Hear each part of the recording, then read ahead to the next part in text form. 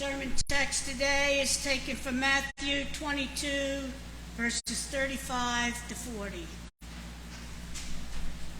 One of them, an expert in the law, tested him with this question: "Teacher, which is the greatest commandment in the law?" Jesus replied, "Love the Lord your God with all your heart, with all your soul, and with all your mind. This is the first and greatest commandment. And the second is like it. Love your neighbor as yourself. All the law and the prophets hang on these two commandments." The word of God for the people of God. Thanks be to God.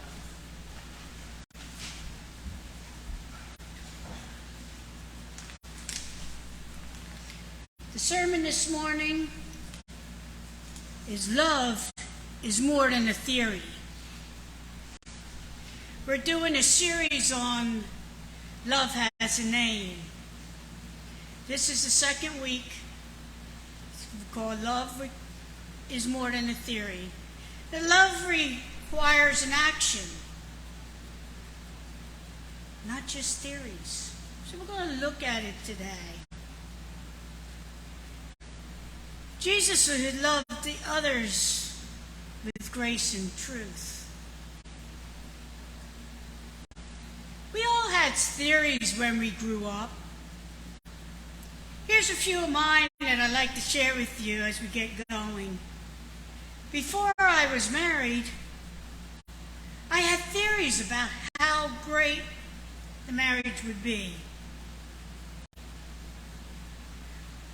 I thought how lucky somebody is, or how blessed the person that I choose to marry to have such a wonderful wife.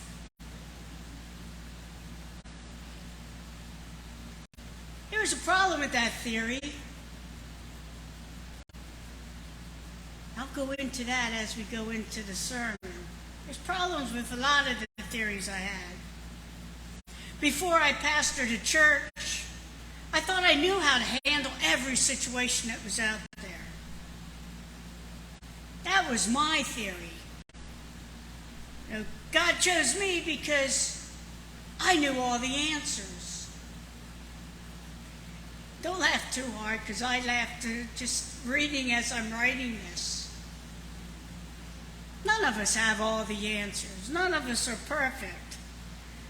But this was my theory. And if I ministered to the communities, somebody's phone's going off. Ministered to the community, we would reap 30, 60, 100-fold in person. It hasn't happened yet. Something's wrong with my theory.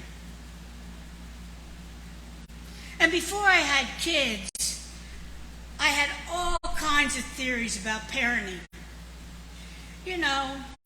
My child's never going to do that. My child will never act like that out in the store. I'm going to have the perfect, obedient child, because I know how to parent. And we're going to have a problem-free home. Something wrong with my theory. Theory's not perfect. And I can keep on and on with the list. And, that perfect home one, it just got me because, we watch TV, and we watch those TV shows, and my mom and dad would tell me about Ozzie and Harriet.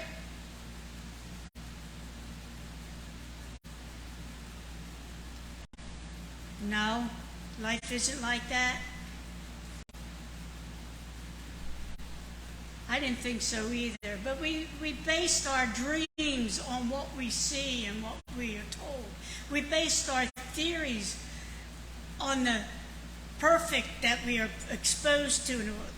How many families have the life that Leave It to Beaver has, or Father Knows Best. It's families just aren't like that.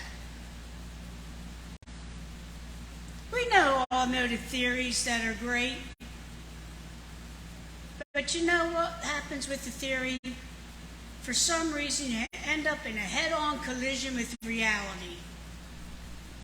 And that's not a pretty thing. How you envision things going really rarely seems how they actually go. The truth also applies to dealing with people. Loving people is really simple in theory, but it can be really, really messy in reality. Thankfully, we learn from Jesus that love is so much more than a theory.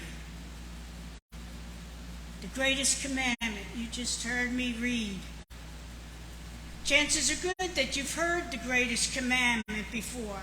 If that doesn't ring a bell, then maybe you've heard it called the Golden Rule. Either way, here's a brief summary. Jesus was approached by a religious person. Actually, he was an expert in the law, and he brought Jesus a question to test him out. You should also know that at this time, there were 613 commandments enforced by the religious leaders. 613 commands that they had to follow. And if you were good and a righteous person, you were supposed to follow all of them. How can you remain holy and faithful? Anyway, this religious person was trying to stump Jesus. He wanted to make him look bad and discredit him in front of others. So he asked, "Teacher, which is the greatest commandment in the law?" Now remember, this religious person is looking at 613 commandments. Which is the greatest? Well, what does Jesus say? Which one is most important? Jesus replied, "Love the Lord your God with all your heart, with all your soul, and with all your mind.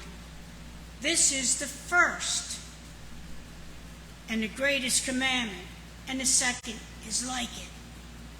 Love your neighbor as yourself. All the laws and prophets hang on to these two commandments." Jesus took the commandments, the 613 laws, and he broke them down to two. Pretty simple, right? He takes all those rules and he makes it really, really easy for us to understand. Just love God and love your neighbor as you love yourself.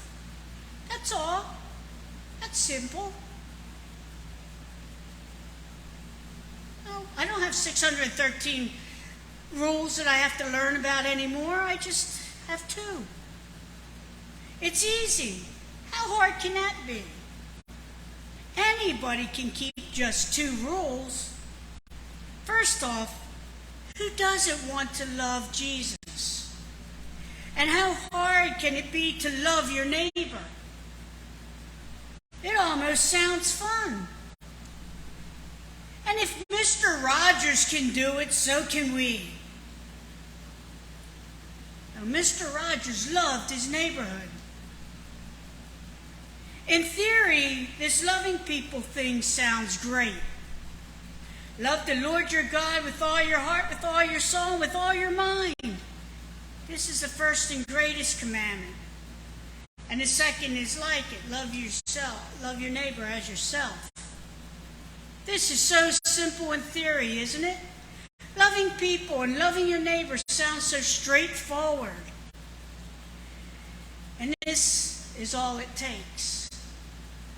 If these are the only commandments and all others hang on these two, think where we're going to be okay. But in reality, love is messy. In Proverbs chapter 14, verse 14, it says, "Where there are no oxen, the manger is clean. But from the strength of an ox comes an abundant harvest."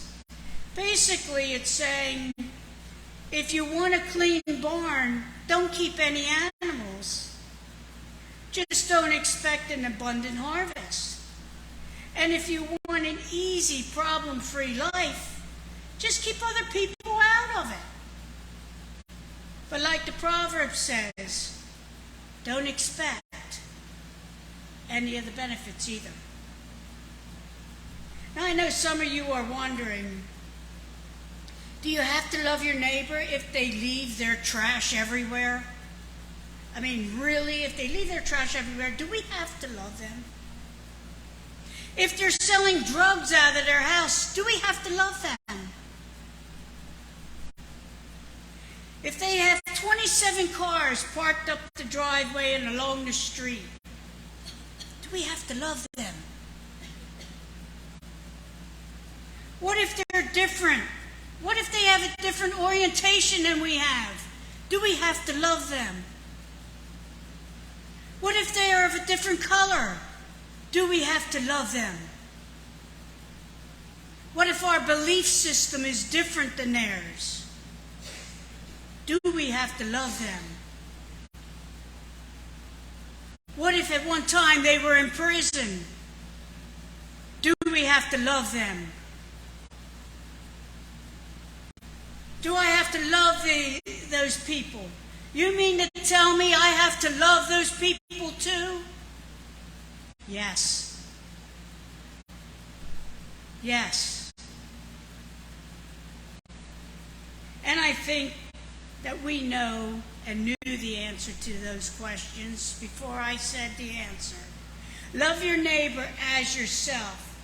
Again, loving people in theory sounds so easy, but in reality, it can just get really, really messy, really quick. Love is so much more than a theory. How did Jesus love? Let's take a moment to be candid about some things with you today. Oftentimes, when I look around the church and the lives of other Christians, including my own, everything seems so nice and clean. Now, don't get me wrong. We all like to talk about the Bible and wrestle through theories and theology. And I don't know why I wrote theology. I don't really want to hear that word for a while. But we have to do it together. We have to go through the theology. We have to go through what we are going through together. We have to understand the Bible. But for the most part, a lot of what we need to do is internally focused. It feels good to do your daily readings and your daily prayers. It feels good to attend services, to tithe, to volunteer in the children's ministry, to volunteer with the seniors. Feels good to volunteer. However, we can so easily become comfortable with all these things. And they're not bad things. Don't get me wrong, they're good things. But the issue is that our good and godly routines can keep us from interactions and experiences with others who really need to hear the gospel. If our faith never moves us to action, then we may want to reconsider our faith. For a lot of us, we've got our nice houses, our nice lawns, on the nice side of town, and we're separated from anything that's dirty and messy or difficult. We're away from that.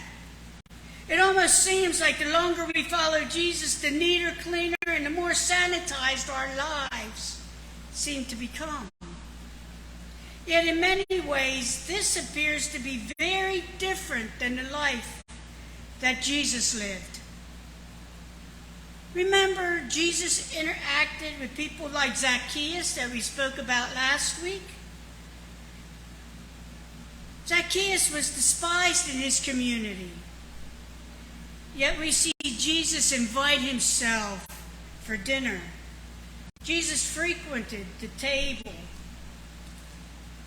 and the homes of people who were very different from him, people that a religious man wouldn't want to be seen with.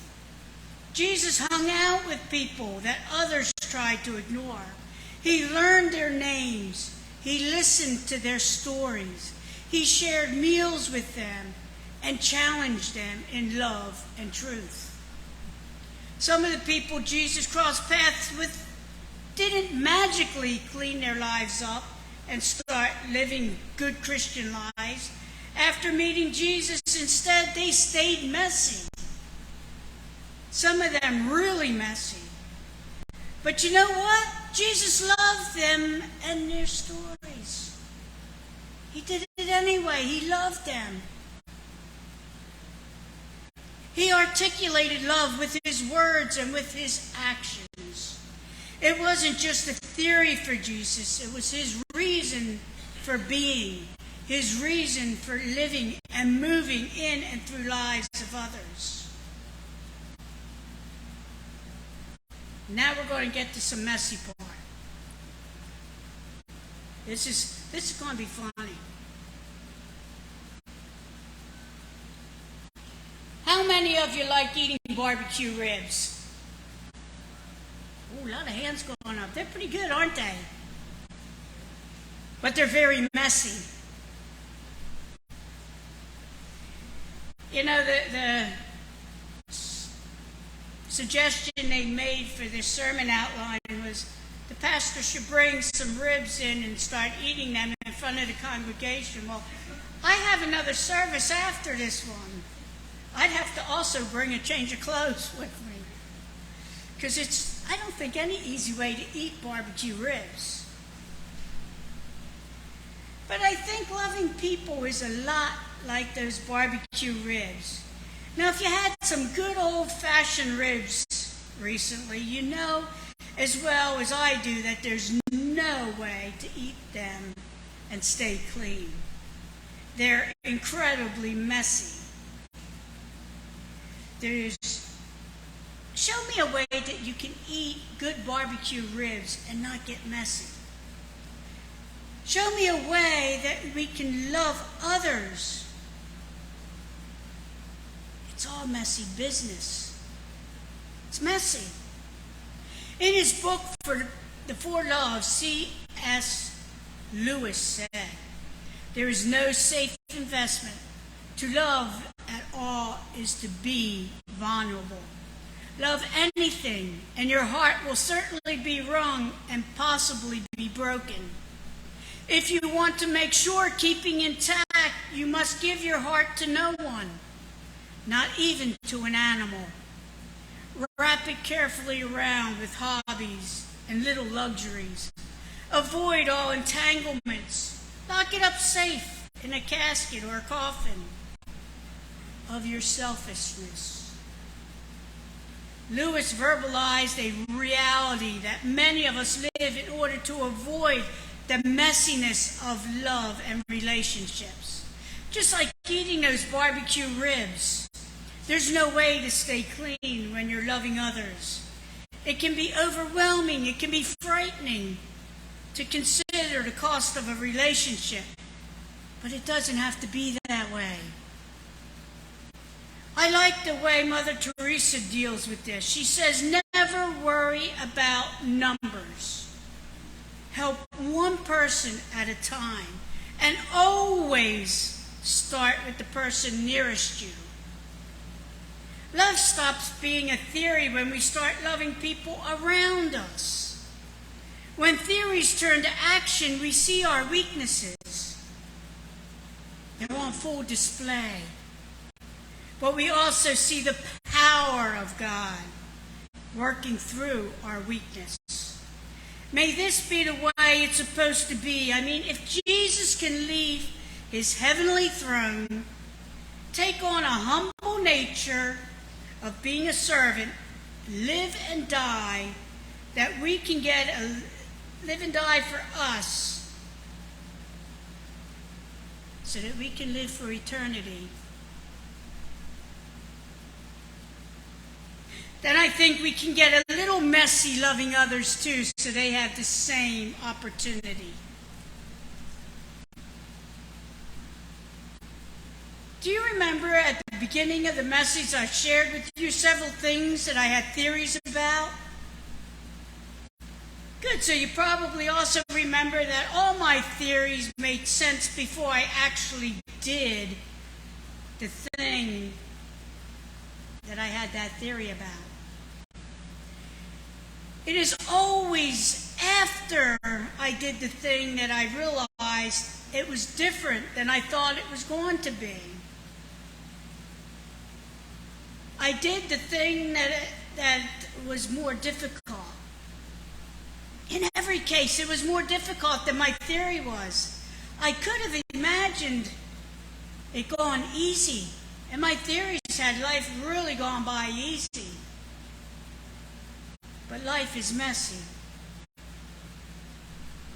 It's very messy.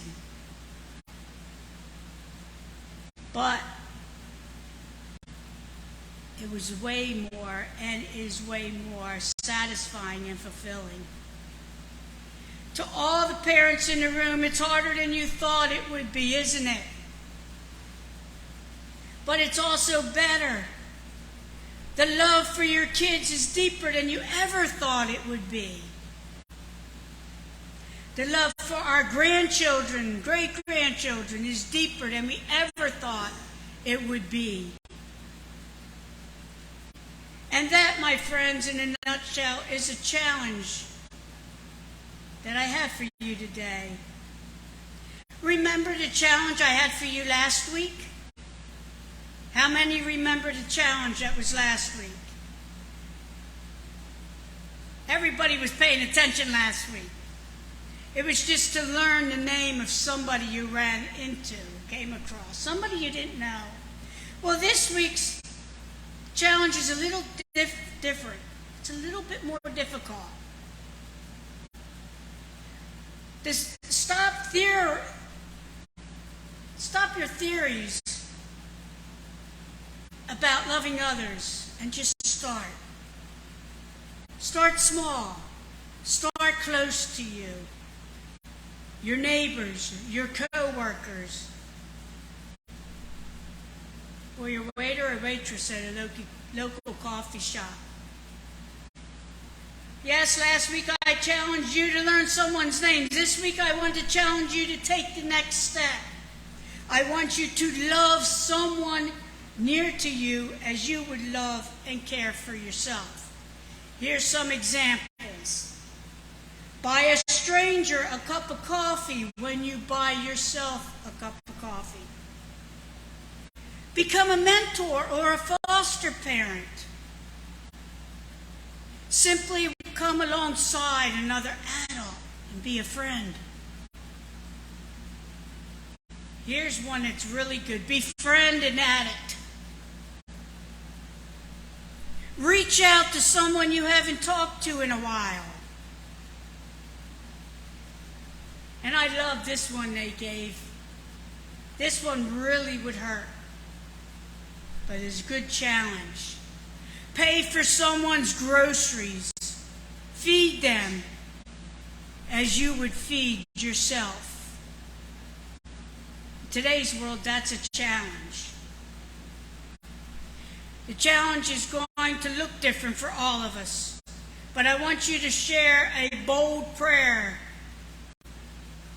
I'm praying that God would bring some mess and broken people into love, into your life. I am praying that you will be willing to love them, to learn their names and their stories. I am praying that when you walk through those doors today, that your life would not become cleaner, but that it would become messier. I pray that your theories about others would turn to action for you this week. Let us go out into the world and get messy. Amen.